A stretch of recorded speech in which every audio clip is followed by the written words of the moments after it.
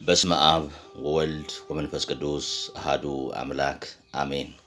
መጾም ማለት ምግብን መተው ብቻ ቢሆን ኖሮ በረሃብ የሚያርፉ ሁሉ ቅዱሳን በሆኑ ነበር። ነገር ግን እውነተኛ ጾም የሚጀምረው ከሆድ ባዶነት ሳይሆን ከልብ ንጹህነትና ከአንደበት ቁጥጥር ነው። እየጾምኩ ነው የሚለው ቃል በአሁኑ ወቅት በብዙዎቻችን አንደበት የሚደመጥ የተለመደ ንግግር ሆኗል። ሆኖም ይህ ሐረግ ከሃይማኖታዊ ግዴታነት ባለፈ ጥልቅ የሆነ የውስጥ ማንነት ለውጥን ይሸከማል። ጾም ሥጋን ለነፍስ ማስገዣ፣ ለታረዙት ማልበሻና ለተራቡት ማብያ ድልድይ ነው። ብዙዎቻችን ጾምን ከምግብ ምርጫ ጋር ብቻ እያደባለቅነው ቢሆንም እውነተኛው የጾም መንፈስ ግን ከምንበላው ምግብ ይልቅ ከምንናገረው ቃልና ከምንሰራው ሥራ ጋር በእጅጉ ይያያዛል። ተወዳጆች ሆይ የምታደምጡ ብቻ አትሁኑ።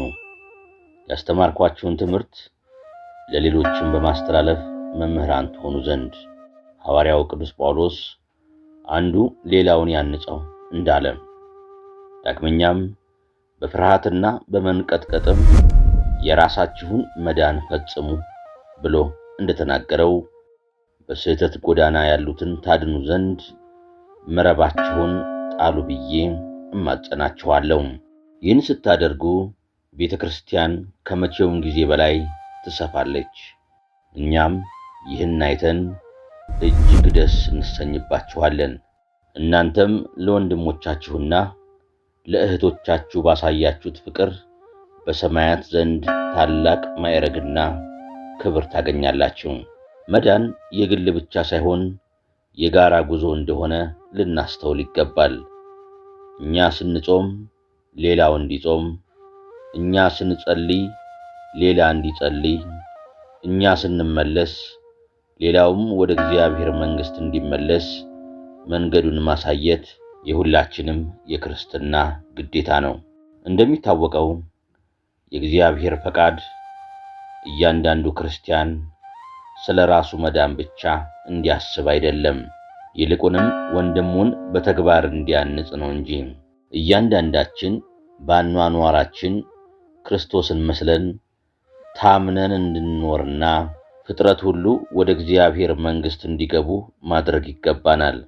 ሰዎች ከምንናገረው በላይ የምንኖረውን ስለሚያምኑና ስለሚማርካቸው በተዋቡ ቃላት ስለ ይቅርታ እየተናገርን፣ ነገር ግን በሕይወታችን ቂመኞች ከሆንን ቃላችን ዋጋ ያጣል።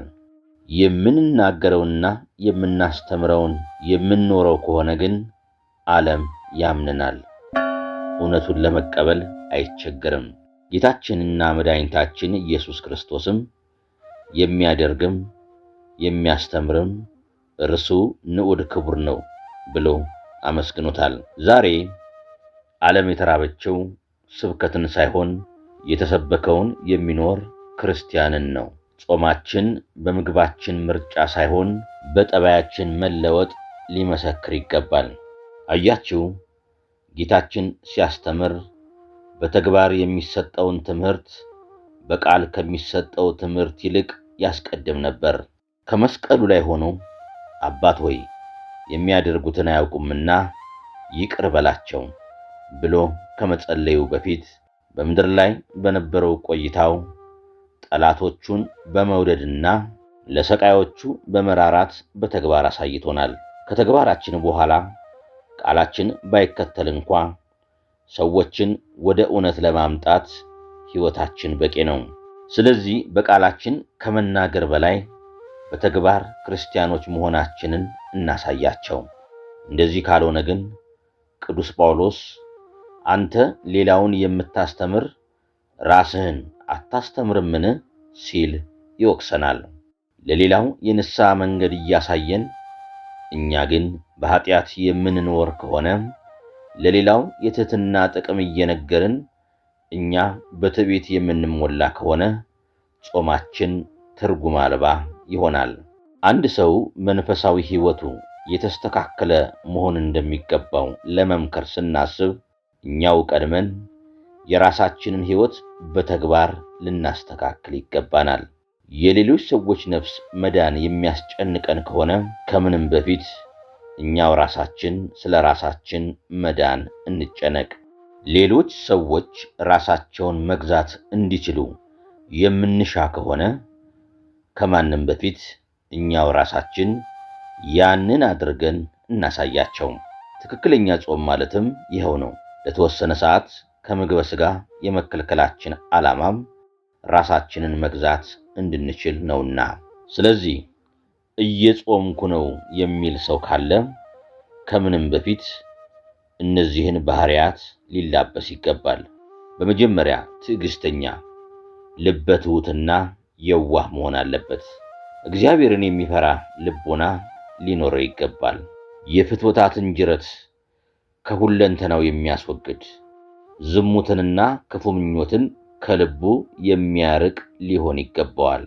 ዘወትር በልቦናው ዕለተ ምጽአትን የሚያስብ፣ በእግዚአብሔር የፍርድ ዙፋን ፊት እንደሚቆም የማይረሳ፣ በፍቅረ ነዋይ ወጥመድ ተይዞ ምጽዋትን የማይጠላና ወንድሙን ከልቡ የሚወድ ሰው መሆን ይኖርበታል። እውነተኛ ጾም ማለት ይሄ ነውና እነዚህ ምግባራት የሌሉበት ጾም ሥጋን ከማድከም ያለፈ መንፈሳዊ ዋጋ ሊኖረው አይችልም። ሰው ራሱን ቢያሳዝን አንገቱንም እንደ ቀለበት ቢያቀጥን ማቅ ለብሶ በአመድ ላይ ቢተኛም ይህ ብቻውን በእግዚአብሔር ዘንድ የተመረጠ አይደለም። ብዙዎቻችን በጾም ወቅት ፊታችንን በማጥቆርና በመጠውለግ መጾማችን እንዲታወቅልን እንፈልጋለን። ነገር ግን እግዚአብሔር የመረጠው ጾም እንዴት ያለ ነው ቢሉ ነቢዩ ኢሳይያስ የእግዚአብሔር አፈ ንጉሥ ሆኖ እንዲህ ሲል ይመልስልናል። የበደልን እስራት ፍታ፣ ለተራበው እንጀራህን አጥግበው፣ ድሆችን ወደ ቤትህ አስገብተህ አሳድራቸው። አያችሁ፣ ጾም ማለት መቀበል ሳይሆን መስጠት ነው። ራስን መካድ ሳይሆን ለሌላው መኖር ነው። እንዲህ ስታደርግ ያን ጊዜ ብርሃንህ እንደ ንጋት ይበራል፣ ፈውስህም ፈጥኖ ይወጣል። በልብ ውስጥ ያለው የጥላቻ ጨለማ በይቅርታ ብርሃን ይተካል። በነፍስ ላይ ያለው የኃጢአት ቁስል በቸርነት ይፈወሳል። እግዚአብሔር የሚፈልገው ባዶ ሆዳችንን ሳይሆን በፍቅር የተሞላ ልባችንንና ለሰዎች የተዘረጋ እጃችንን ነው። ተወዳጆች ሆይ ጾም በቃል የሚነገር ሳይሆን በሕይወት የሚገለጥ የፍቅር መንገድ ነው። እየጾምኩ ነው ስንል ሆዳችን ብቻ ሳይሆን ኩራታችንም ይጾም። አንደበታችን ብቻ ሳይሆን ቁጣችንም ይጾም። ዓይናችን ክፉ ከማየት፣ እጃችን በደል ከመስራት፣ እግራችን ወደ ክፋት ከመሮጥ ይጾሙ። የምንናገረውን ስንኖረው ዓለም እኛን አይታ ክርስቶስን ታውቃለች። ክርስቲያን መሆን ማለት ክርስቶስን በሕይወት መተርጎም ነው።